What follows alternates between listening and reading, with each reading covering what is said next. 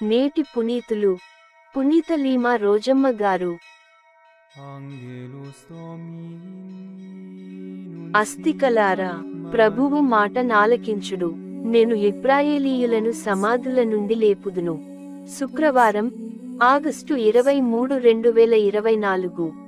మొదటి పఠనం యెహెజ్కేలు గ్రంథము 37వ అధ్యాయం 1 నుండి 14 వచనాలు. ప్రభువు సాన్నిధ్యము నన్ను ఆవేశించును. అతని ఆత్మ నన్ను కొనిపోయి ఎముకలతో నిండిన లోయ నడుమ దింపెను. అతడు నన్ను ఆ లోయలో అటునిటు త్రిప్పెను. దాని నిండా ఎండిన ఎముకలు కలవు. అతడు, నరపుత్రుడా, ఈ అస్థికలు మరల జీవింపగలవా అని నన్ను అడిగెను. నేను, యావే ప్రభు, ఆ సంగతి నీకే తెలియను అని అంటిని. అతడు నాతో, నీవు ఈ అస్థికలకు ప్రవచనము చెప్పుము. ఎండిన ఎముకలతో వారు ప్రభువు పలుకులు ఆలింపుడని చెప్పుము. యావే ప్రభుడనైన నేను వీనితో ఇట్లు చెప్పుచున్నాను.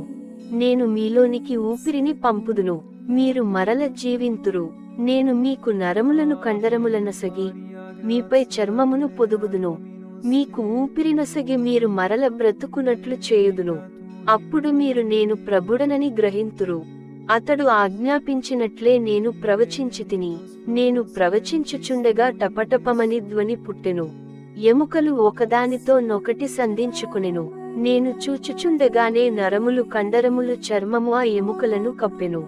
కాని వానిలో ఇంకను ప్రాణములు లేదయ్యెను. ప్రభువు నాతో, నరపుత్రుడా, నీవు ఊపిరికి ప్రవచనము చెప్పుము. యావే ప్రభువు వాక్కిది. ఊపిరి, నీవు 4 దిక్కుల నుండి విచ్చేసి హతులైన వీరిలోనికి ప్రవేశించి వీరిని బ్రతికింపుము. అతడు చెప్పినట్లే నేను ప్రవచించితిని.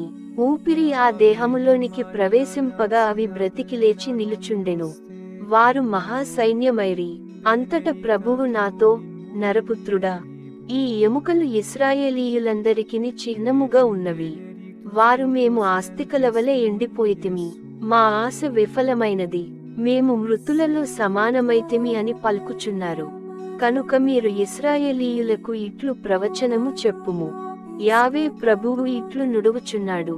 నా ప్రజలారా, నేను నా సమాధులను తెరచి మిమ్ము లేపుదును. మిమ్ము మరల ఇశ్రాయేలు దేశమునకు తోడ్కొని వత్తును. నేను మీ సమాధులను తెరచి మిమ్ము లేపుదును. మిమ్ము మరల ఇశ్రాయేలు దేశమునకు తోడ్కొని వత్తును. నేను మీ సమాధులను తెరచి మిమ్ము లేపునప్పుడు మీరు నేను ప్రభువునని గుర్తింతురు.